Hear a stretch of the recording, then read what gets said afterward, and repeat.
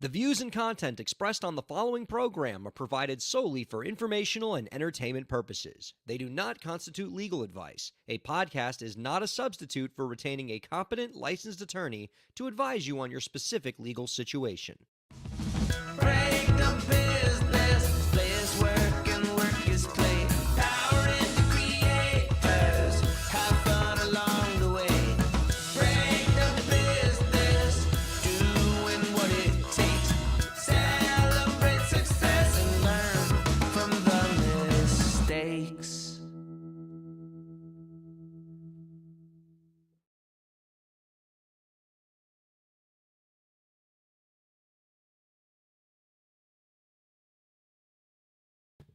How's it going, everybody? Welcome to the show. It is time for Break the Business, where we empower indie creators and have some fun along the way. I'm Ryan Kairalla, and it is a pleasure to have you here this week. You didn't hear us for the first couple seconds because I had my mic muted because we're nothing if not professional around here.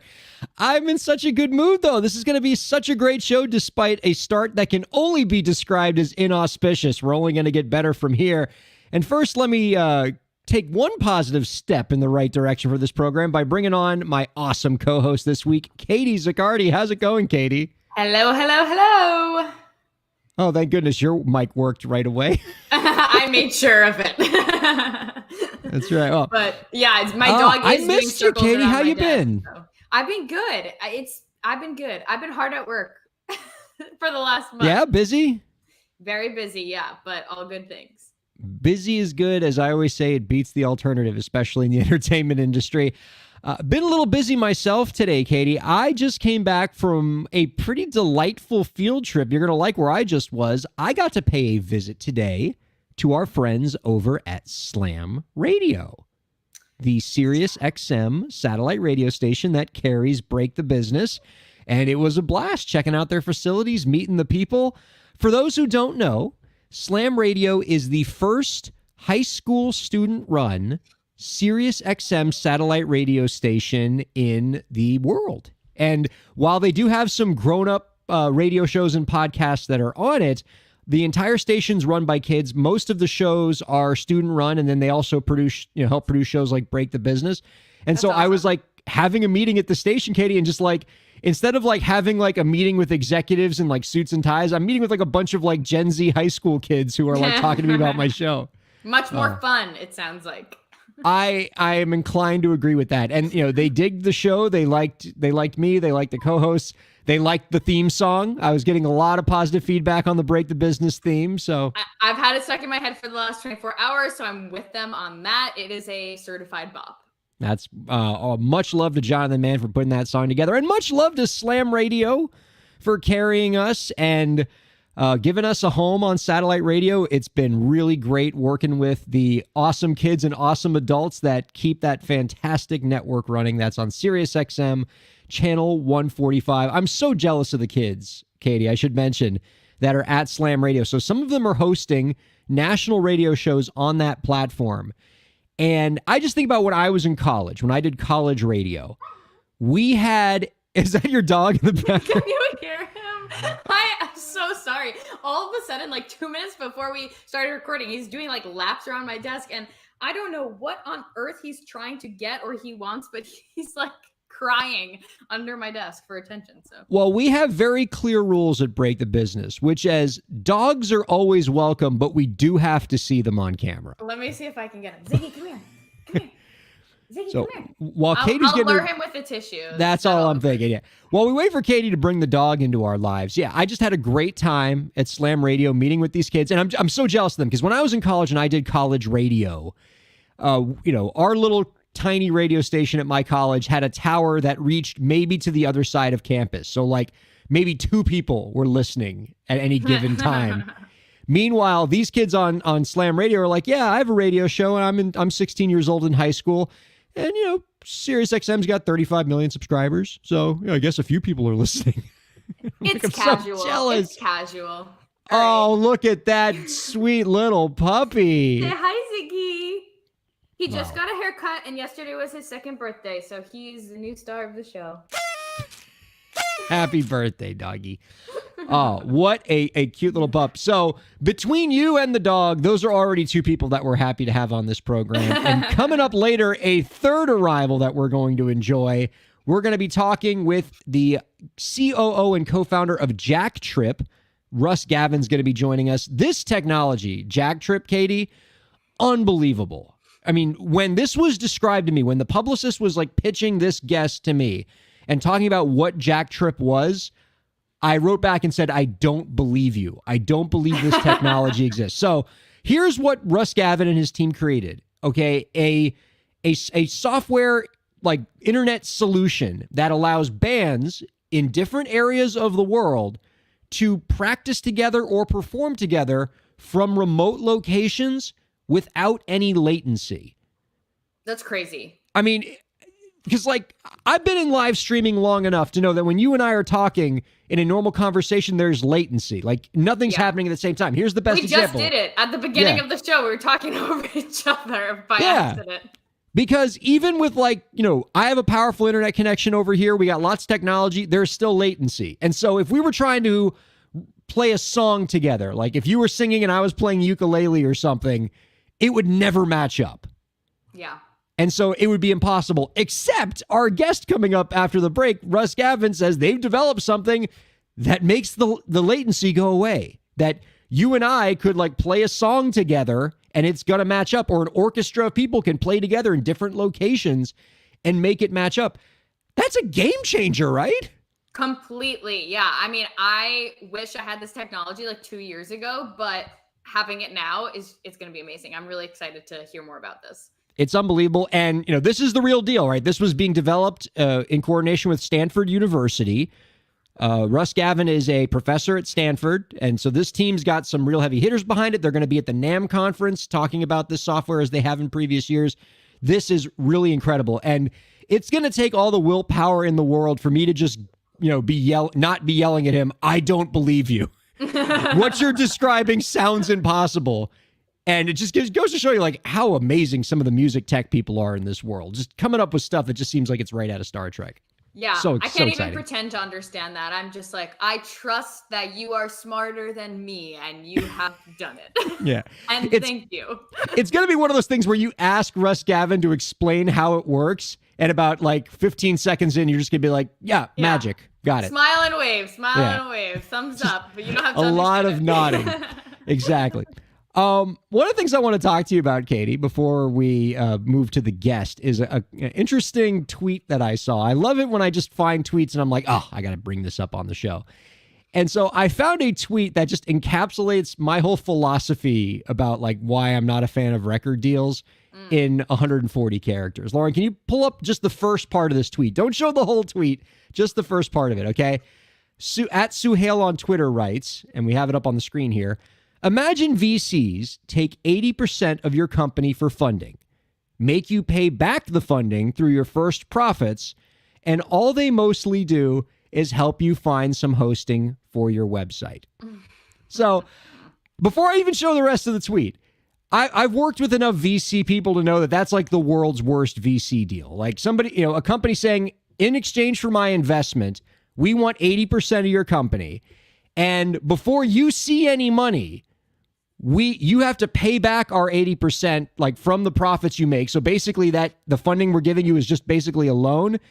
And we're going to sign a contract with you where we're not actually obligated to do that much. Like we're not going to actually be required to do anything under the contract. If we decide to help the company, we will, but we don't have to.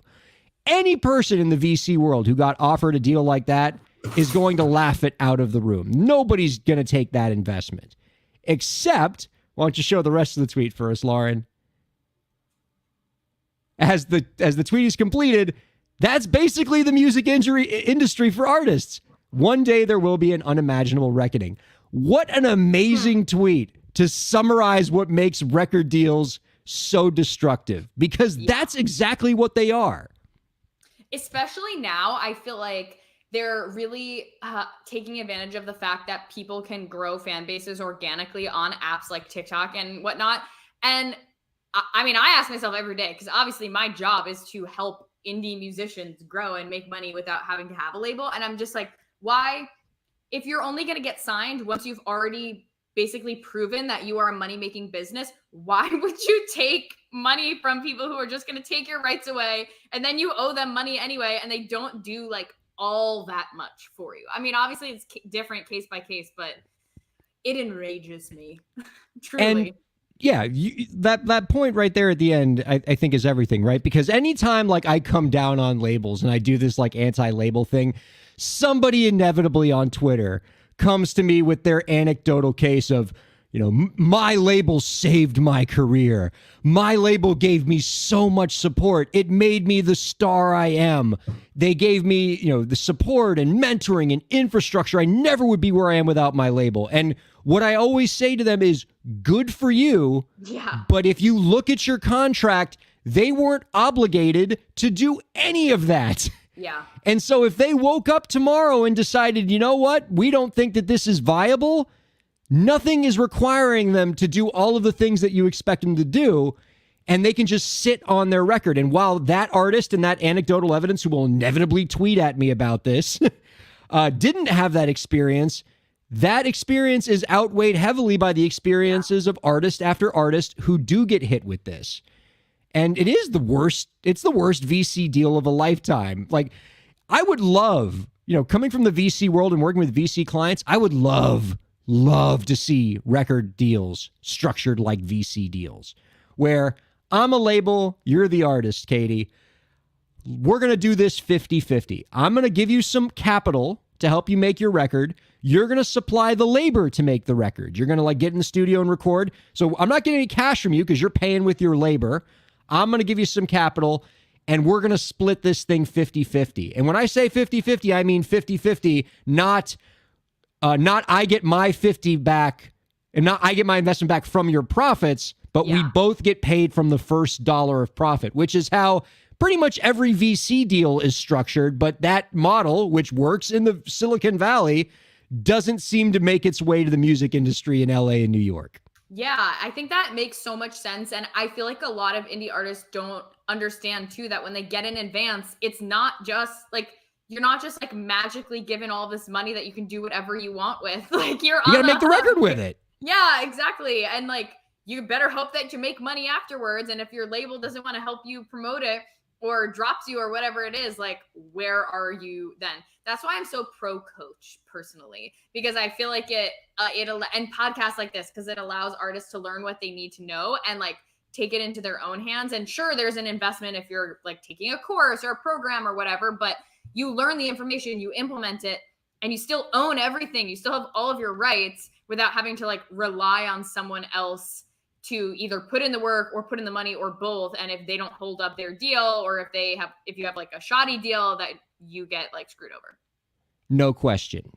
And I am sympathetic to the artists who will say, I need the record deal. I need the management deal because I need the mentoring. I need the support. There are just things about this industry that I don't know. And I understand that artists feel that way. Yeah. And what we might say to them in response is like, yeah, you can learn those things, but also if you really need to learn those things, if you need somebody to help you get from level 1 to level 2, the answer isn't necessarily signing the world's worst VC deal or signing a management deal where you're giving somebody 15% of your gross income for the rest of your life.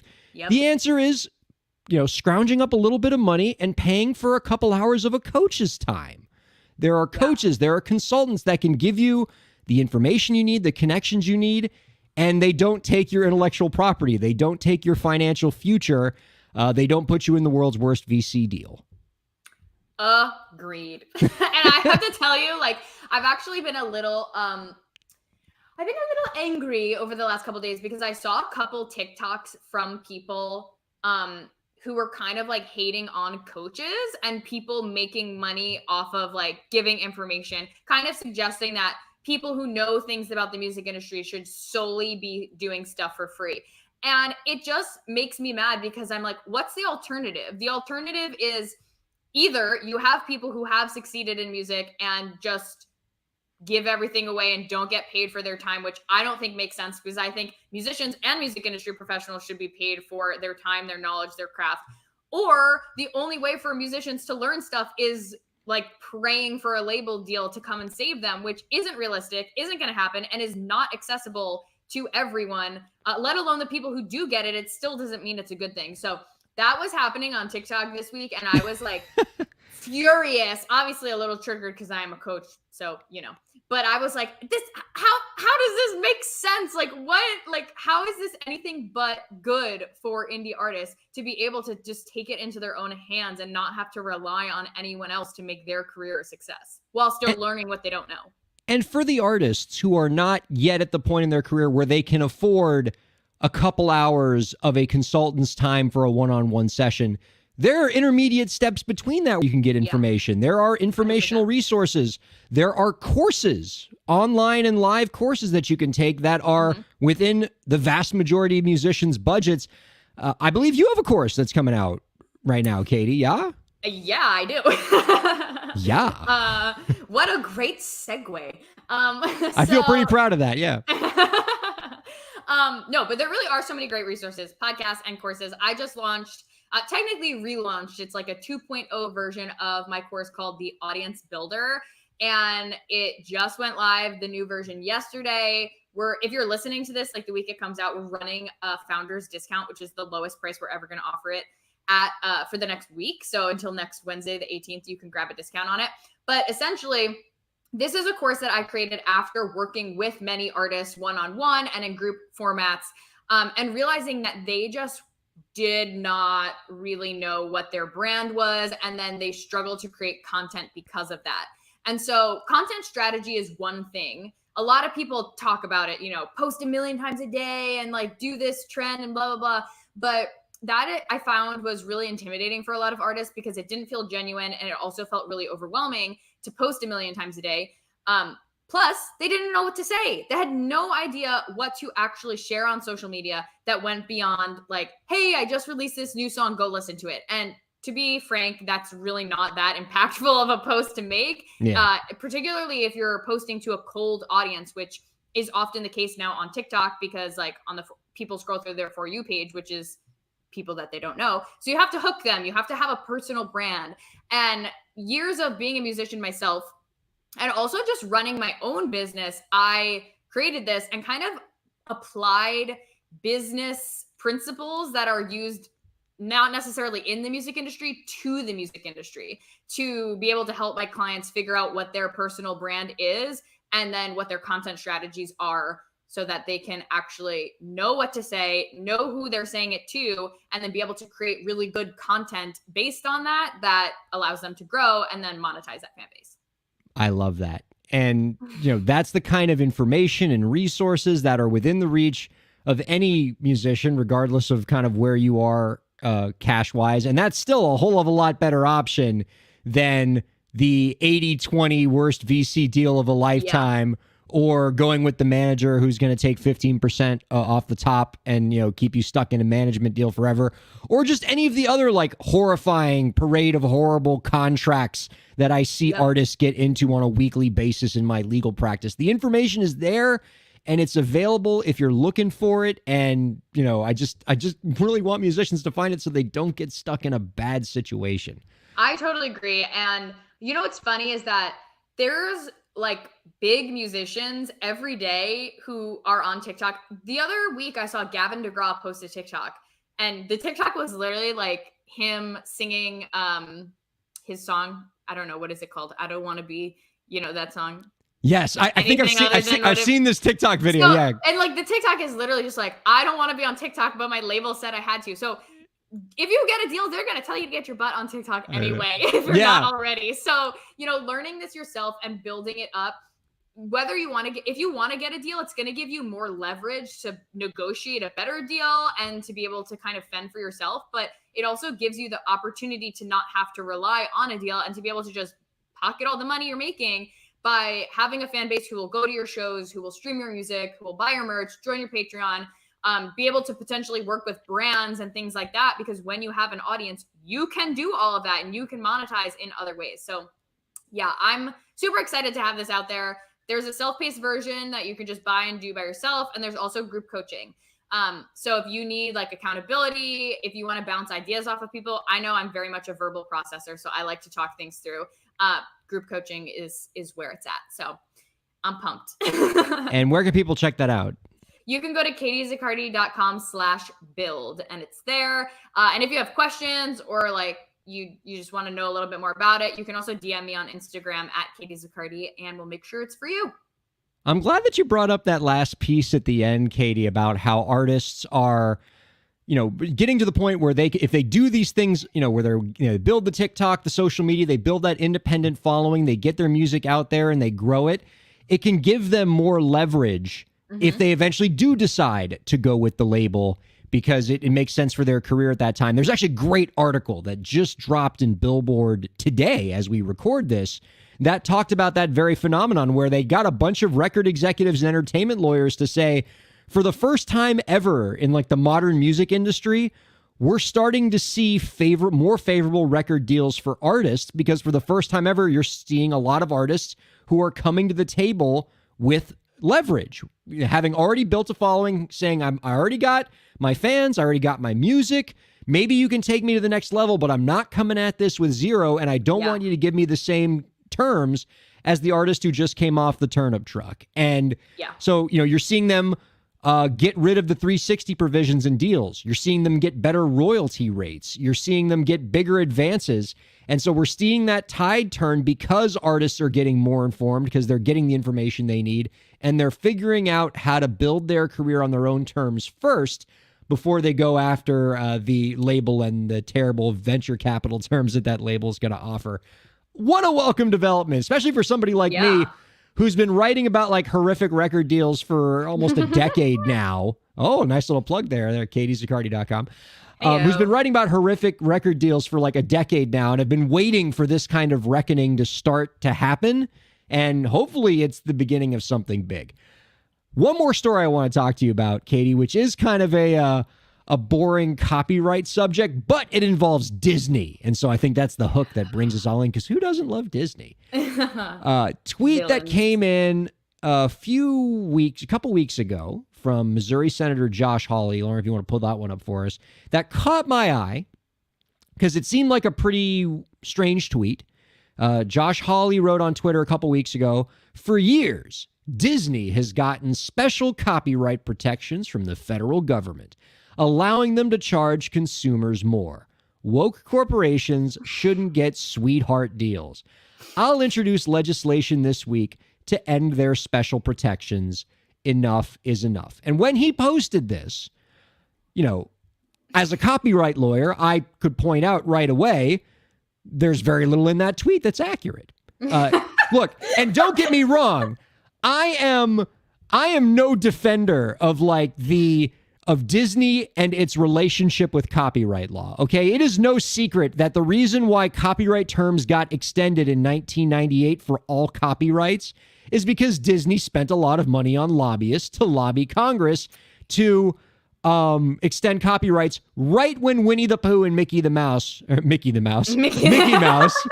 were about to go into the public domain. So they did that so they could make more money off of the absolutely. But the point is, when that law was passed in 1998, it didn't just extend Disney's copyright, it extended everybody's copyright. So while I'm no fan of Disney's approach to copyright, which is not let anything go into the public domain, Disney doesn't get any special copyright protections, as Josh Hawley is noting.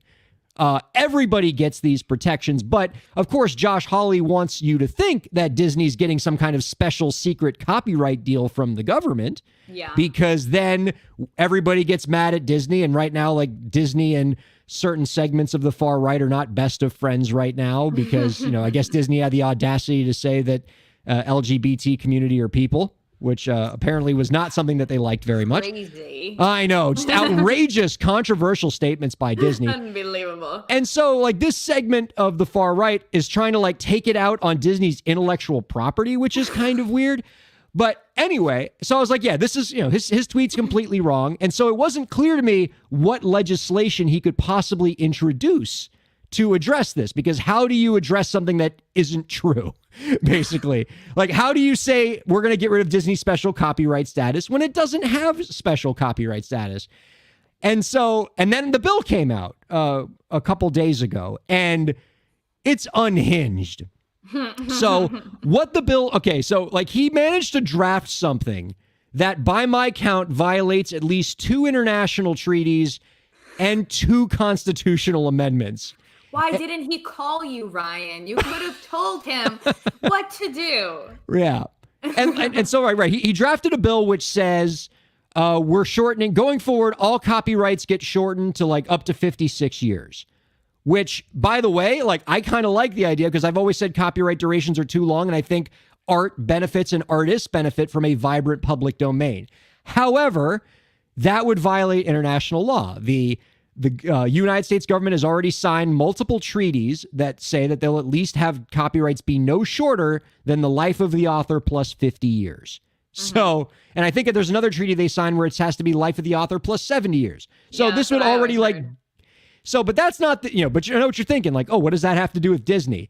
So then he gets to the next section of his bill where he says where he basically carves out and says any company that like meets certain requirements, and basically he writes the requirements in a way that it like only applies to Disney. Their copyrights are like retroactively eliminated. So like all of them. Yeah, it's just like he shortens all them the ones like that break the time limit. Right, exactly. He's like anything that, all right, so yeah, like all your old copyrights, if they're more than 56 years old, they're gone now. Oh my God. And so a little like, on the nose, like a little yeah, exactly. obvious. No, he might as well have just said like just Disney, but no, he wrote like a bunch of things that like if you put it together and deduce it, it's like, oh yeah, that only applies to Disney. But here's the thing, again, this legislation would be unconstitutional and violate international law. And Josh Hawley knows this. Josh Hawley is probably a smarter lawyer than I am. He went to Yale Law. He clerked before the Supreme Court. By any objective measure, he's a legal genius. And he's probably surrounded by advisors who could say to him, yeah, dude, this is going to violate the First and the Fifth Amendment and the Berne Convention. He knows this. So this is just like red meat. He's trying to fundraise. And the reason why I'm talking about this on the show and the reason why this makes me upset is because it is so hard to get our Congress to focus on copyright law. They have so many things that they're worried about. And there's so many pieces of copyright reform that could be done, that could actually help indie creators, that could move the needle for indie creators. And so when we waste even a second on using copyright as a tool to go after companies that speak up for the LGBT community, not only is that homophobic, but it takes energy away from like copyright law that could actually help indie creators, like boosting royalties on streaming services, like more friendly copyright laws for things like live streaming and music to allow creators to, more readily experiment with works. There are things that could be done. There could be a conversation to be had, but as long as we're wasting legislative energy on vendetta through copyright, we're not writing copyright law that matters. And it's hard enough to get Congress to do anything. It's my number one frustration on the political side. Like politics on either side. Like there's so many real problems in this country. So many people suffering. Yeah. And then they just try to play games. Then I don't like this, so I'm gonna get back at you in this way. So many people who are suffering right now, and the fact that any member of Congress would waste time on things that don't matter, on things that they know aren't legal, because they want to just try to fundraise and tell their base that they're sticking it to Disney. That is just, it's frustrating for me because real things need to be done, not just for indie creators, but for all people who are struggling. And it just stinks.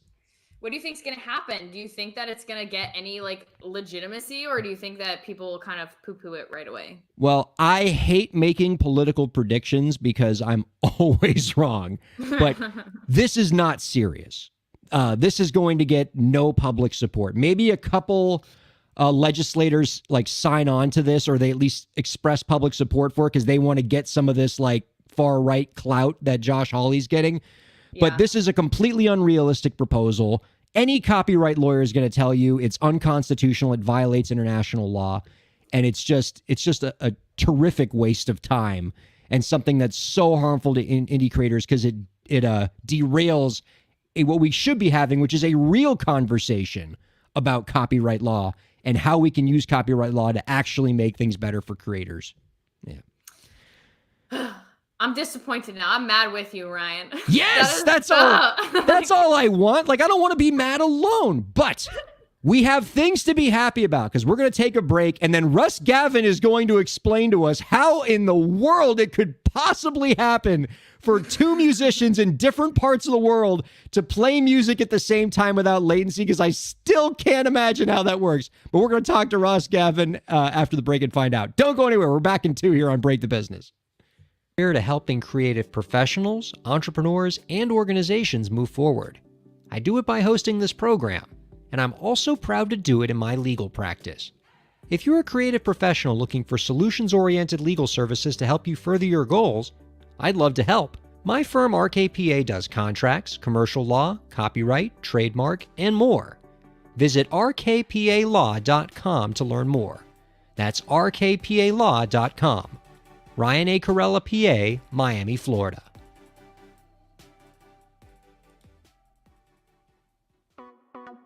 Streaming services for Break the Business provided by LEK Entertainment. LEK Entertainment is a full-service entertainment company offering everything from consultations to full-scale events and productions, including audio and video productions, voiceovers, staged theatrical productions, script and music development, and streaming services. For more information, visit lekentertainment.com. LEK Entertainment wants to help you bring your story to life.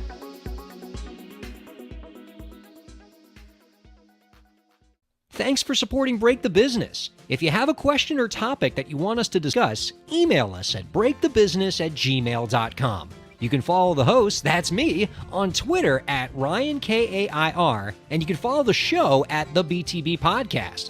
Be sure to subscribe to the show on Twitch, YouTube, and Facebook, and on all major podcast platforms. And now, let's get back to the show. Welcome back to Break the Business, everybody. We're on Facebook Live, Twitter Live, Twitch Live, YouTube Live, SiriusXM 145 Go Slam Radio, and on all major podcast platforms, wherever you're checking us out. Man, we are so happy that you are.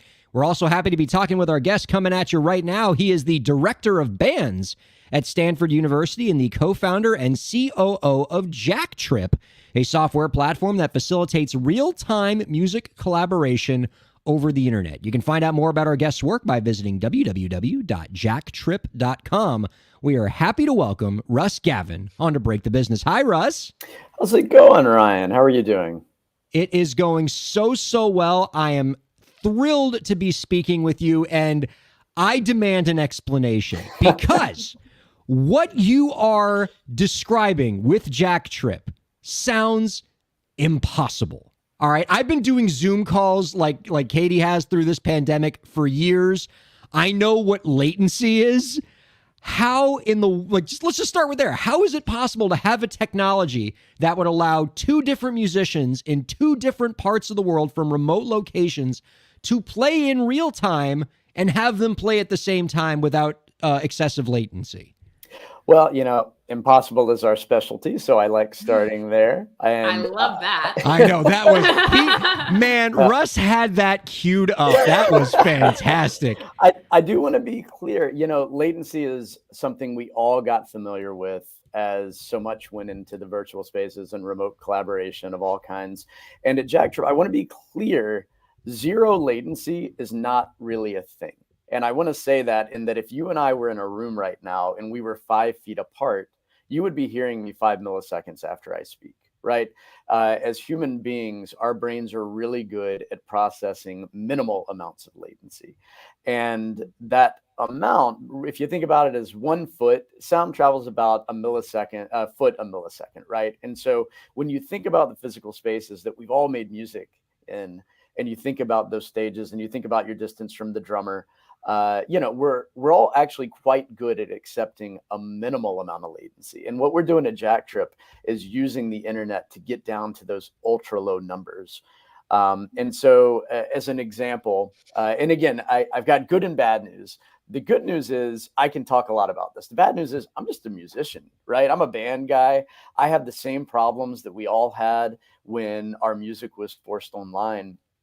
And I was so fortunate to happen to be at Stanford University, where this project, this software called Jacktrip, had been in development for many years. My Jacktrip co-founder and colleague Chris Chafe, he's the director of the Stanford Center for Computer Research in Music and Acoustics. We call it Karma because that's more fun. I like that. You know, he said many years ago he wanted to create a technology to see what it would sound like if you plucked the internet, right? And it's kind of a weird description, but he invented this many years ago, actually, just to see if it was possible to have this super low latency on the internet. And it was. And I like to think what Chris did early stage was he built the ark and waited for the flood. And the flood is broadband internet, fiber internet, and edge computing. And so what happened when the pandemic hit, you know, this technology was at Stanford. I was here. I was like, okay, this is what we do here. We solve these kinds of actual huge problems. That's, you know, that's a cool part of being at this school and around these brilliant people like Chris. And I started kind of hanging out and figuring out, you know, how to use it. And simultaneously, across town, there was a choir, and like every choir was told in the pandemic, hey, we're not going to sing together anymore because of this pandemic thing. And in one of these choirs that got that message, there was a young man named Sam. Sam's dad is a guy named Mike Dickey, Jacktrip CEO and co-founder. And Mike simply said, we refuse to accept that the music is going to shut down. And he literally went into his basement and got to know Chris real well. And this, you know, the collaborations that this part of the world are known for, where, you know, the research of Stanford meets the entrepreneurship of Silicon Valley and the geniuses. I'm a trombone player. Don't tell anybody, right? And I'm hanging out with these folks who are just brilliant in creating things that didn't exist before. And what Mike did is he took the software that Chris had been working on, and he had this challenge, which was get his son's choir online. So he not only had to scale it up to 40 folks, he had to make it easy enough for 10 and 11 and 12-year-olds. And so he did that. He did it successfully. As crazy as it is to say, the first choir started rehearsing on this in July of 2020.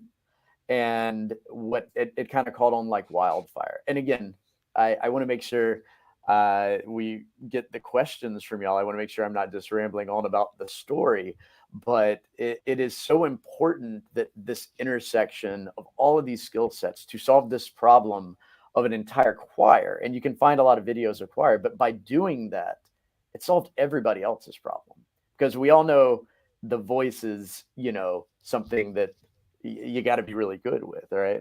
You got to be sensitive to, right? You were about to ask something? I mean, I'm trying to ask a question, but I have to like pick my jaw up off the floor first, because this seems crazy to me. Okay, so I think I'm not a science person, and certainly audio science is like a completely foreign concept. But from what I understand, like you're saying that even if like you and I were in the same room together, there's still a certain amount of latency. Like when you speak, it's not going. I'm going to hear it, you know, a very small amount of time later. But as far as our brains are concerned, it's the same time. Yeah, and that's the cool thing. We give our whole lives, we go through working with latency. Somebody has yelled at you from across a parking lot, and you've been fine with that because your brain has this level of elasticity where you're used to dealing with that. And one of the problems with internet audio is that it you know, when in a lot of platforms, if you get down to 300 milliseconds of latency, you're doing pretty well, right? A lot of them bump it up closer to 500 milliseconds. And so we do get this inauthentic kind of experience. We talk a lot at Jacktrip about creating authentic human experiences and doing that by making it so that, you know, using the technology and the internet, it's very much like being in the same room. All right. Now, right. So the idea is like you're trying to create a tech solution that makes it feel like, in terms of latency, that we're actually playing together in the same room. Yep. Now, for musicians who are like, realistically, if a musician wanted to use this solution, What kind of hardware or or software is involved? Yeah, well, great news. Go to jacktrip.com, check it out, and you will see several options there. The thing that Mike came up with in the summer of 2020 was a hardware solution. And so we have two bridges that you can purchase right now. And we're actually distributed by Hal Leonard, and you can actually buy us through you can buy that hardware through many local music retailers. And the two devices, you can either run an analog signal in, and and you plug that into the Ethernet, and it takes your sound to the cloud server, brings it back. Or we have a digital bridge where you can plug a USB mic or just your, whatever USB interface you're interested in using, plug it right into that, rock and roll. We also have, and something that's really, really exciting that we're going to be talking a lot about at NAMM, is we have some desktop solutions that will allow an appropriately powerful enough computer, laptop, desktop to actually serve the same processes without the hardware being necessary if you have an optimized setup. And so there are a lot of ways. I like to say that Jack Trip Virtual Studio is Disneyland, and these other things, they're just the road to Disneyland. So we have analog bridge, digital bridge. You want to come in via your computer. If your setup is strong enough, you can pull it off. And then when you get there, you're just going to have a blast, right? But yeah, all of those things, if people want to check it out, jacktrip.com. And even, we have a great support team. We have a crew of people. We have a lot of passionate members of our community, as you may imagine, right? That the people who are using this, they just get it. And the great news is a lot of the stuff I talked about was a pandemic kind of solution, but the applications of this post-pandemic, way, way exciting. I dare say even more so, kind of the lifeboat to get us through the pandemic. Has turned into a jet plane to get us just into the future. And we're seeing people, just the applications that we're seeing in this, and again, not to imply that we're post-pandemic, but in this world where people are interacting or are playing a little more in person, man, we are seeing really exciting applications because, another thing I want to hit on, the idea, proximity does matter, right? We can facilitate a jam session in Portland, Oregon with some folks in LA, and we can work that out. We are fundamentally limited by the speed of light, right? And the speed of light in a straight line takes 17 milliseconds to get from New York to LA. When you run that through the internet, it's going to take a little longer than that. And so it is important for listeners to understand your ultra low latency experience is going to be available depending on your home internet connection, 500 miles, musicians within 500 miles, musicians within 1,000 miles. It does depend on some of those variables. So that is something we want to be very candid and very upfront about to make sure people have the right expectation going into the experience. But two people with strong internet connections who have things set up and are, within the same region of the United States could jam together. Are jamming together. That's the cool part. Yeah. I mean, if you go to jacktrip.radio, you can click on recordings. Right now, there's this really cool jazz trio in the area. And, it's a drummer, a bass player, and a pianist.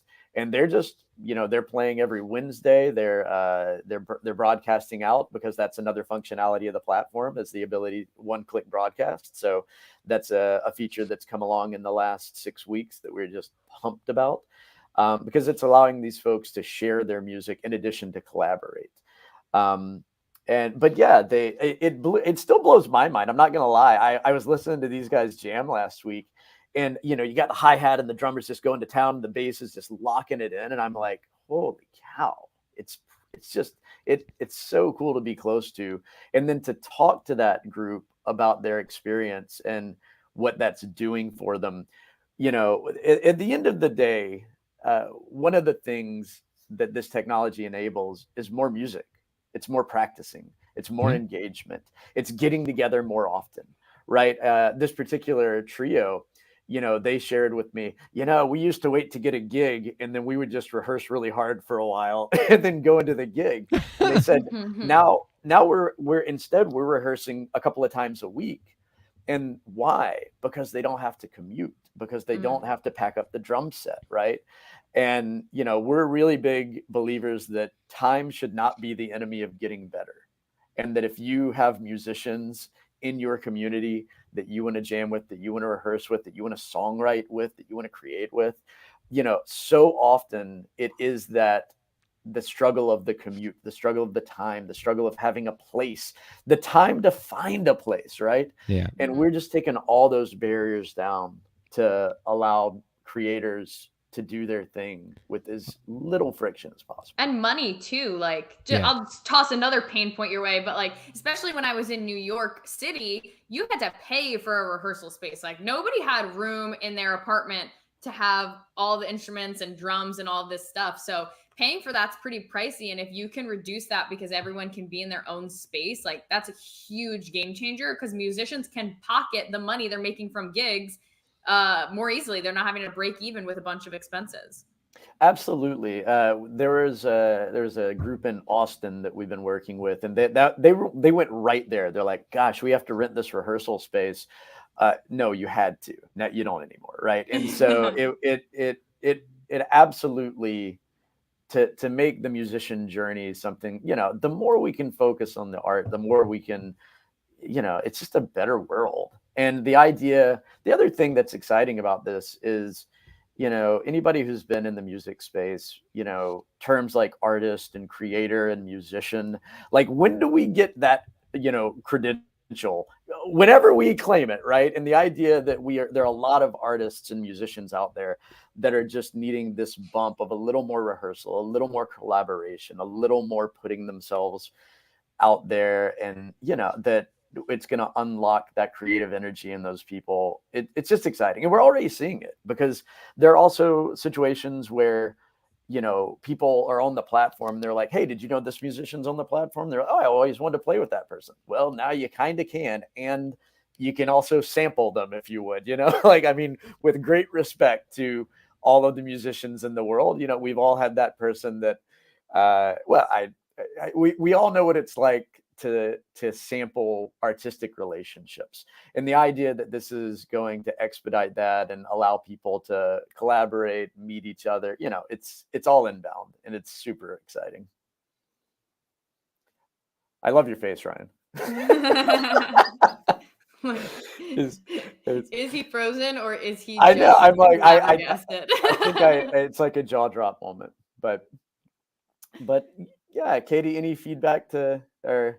I think it's absolutely amazing. And I'm actually curious to hear a little bit more about, you just mentioned people being on the platform and you can kind of see them. So is it also like a little bit of social networking almost, that like once you're on there, you can connect with other people who are on there? Or is it just that you can see other people that are on there? How does that work? Right now, it's mostly people who know each other collaborating, and then in some of our community forums, they're finding each other and finding collaborative opportunities.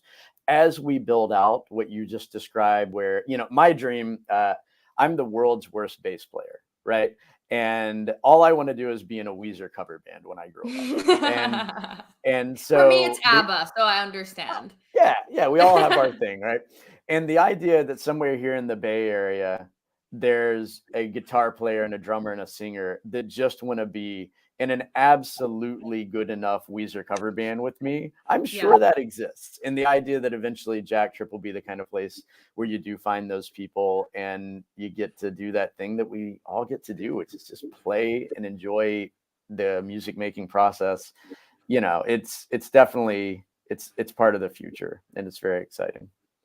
Russ, I'd love to give the viewers and the listeners an opportunity to see Jack Trip in action. Lauren, I think we have a clip of like a bunch of the musicians performing this together.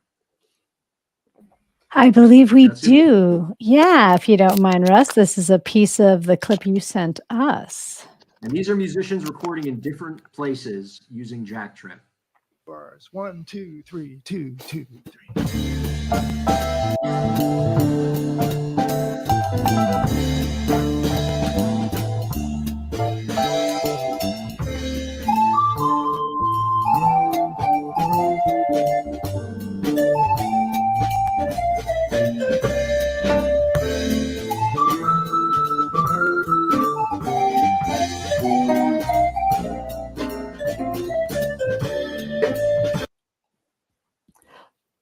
Yeah, It's right. incredible. It still blows my mind when especially we have a lot of artists who are utilizing our broadcast feature, and as a company we have we have a Slack, and we get pinged every time somebody chooses to make it more of a public broadcast, and just going in and hearing the things that are possible. It's super cool. And the other implications, what other problems does this technology solve? I've had private students my entire life as a musician. I got my first private student when I was 18. I've always had a studio, right? And one of the use cases we've seen is people got a little bit used to online music lessons in the pandemic, and the idea that, wait, not only can you play a duet together, and not only can you rehearse together, now the number of students you might interact with, instead of having to be within 10 miles of you, maybe it's within 500. I do want to say one quick thing though, that I would be remiss if I didn't say. When I first used Jack Trip, it wasn't the latency that blew my mind, because I was told to expect that. It was when I plugged in my headphones and I started playing. I was playing with a saxophone friend of mine. And when he started playing, I could hear the overtones in his sound, and I could hear the depth of the sound, because Jack Trip is not only low latency, it is lossless and uncompressed audio. So you hear the depth, and you can hear what's happening on a level that is it blew my mind. It still blows my mind, to be honest. And one of the cool things about our broadcast feature, by the way, is that when you do turn on Jack Trip Radio, it also goes out in that ultra high quality audio. So if the people you're sharing it with, if their machine or their phone can support it, you can also get your sound out there in that extremely quality audio. I like the audio thing, Ryan. You immediately got it, right? I mean, all of that is incredible to me. It's striking to me, and like, I mean, I certainly see the appeal for this for professional musicians. It's a game changer. But even for casual musicians like me, people who are hobbyists and maybe have drifted away from playing music to focus on other professional pursuits, the time aspect is the thing that stops us from just starting a new garage band with our friends or something like that. But something like this that makes the collaborative experience of being a musician frictionless. Like, I can get a group of musicians together, even meet completely new musician friends, and start jamming right away on Jack Trip. Just, it brings the socialization back into music, even if you don't have the time to invest in a band where you go to a rehearsal space once a week. Oh, absolutely. I like to say playing music is fun. Playing music with other people is addictive, intoxicating, and life-changing, right? Like when you get that community spirit of doing it with other people, it makes practicing so much more fun when you're doing it with other people, right? And yeah, for folks, I've talked to several people who, just like you, maybe they had moved away from music a little bit. A lot of people kind of came back to it in the pandemic because they had some time on their hands, and that those people have gotten an opportunity to connect, to find other people to play with. It's just really exciting, because again, I really do believe this. The world is a better place when more people are doing that thing they love called playing music, right? And that's just at the core of it all. Well, in that vein, I'm pretty sure, I'm reading Katie's body language here, and I think she's ready for me and her to start a band, and we're going to need a trombone player. Oh, good. Does ABBA have trombone in it? Because that's what I'm signing up for. And that's what you're signing up for, Ryan. We're starting an ABBA cover. That goes without saying. No. Well, and getting the time tonight to share this is so exciting, because quite honestly, Ryan, what you were saying earlier about, I don't believe it, that is most people's reaction, right? And so having this opportunity, playing that clip, it is here. It's here to experiment with. It's here to play. It's here to form really awkward ABBA cover bands. I Trombone only ABBA cover band. It's what the people want. And vocals. One other feature that my colleagues would yell at me if I didn't bring up on this podcast too is a part of the service called Soundscapes. I want to make sure we share this because again, all this stuff just blows my mind. This engineering team is just so insanely good. And what Soundscapes is digital signal processing in the cloud, right? And so the idea that your sound goes into the virtual studio, but then we've added this functionality where you can adjust the reverb, you can adjust the noise gate, you can really make it sound like an environment. You could even, you could make it, if you really got excited, you could test the acoustics of the place you're going to play and fully simulate that digitally. And it's just, isn't that crazy? It's super real. And when you go, you should go check it out and just toy around with the soundscapes, because you also kind of learn what some of these terms are that your audio engineering friends have always been annoyed that you don't know what it is. And, you can go in there and kind of mess around with it. And hey, you want to go in a cathedral? You can pick that. Hey, you want to go in a super dry room? You can pick that. The Karma stairwell is in there, which is really funny, but just another cool feature of it. Well, I am so impressed, and I'm so excited. I'm now super motivated to want to learn even more about the great work that you do, and I know our viewers and listeners are as well.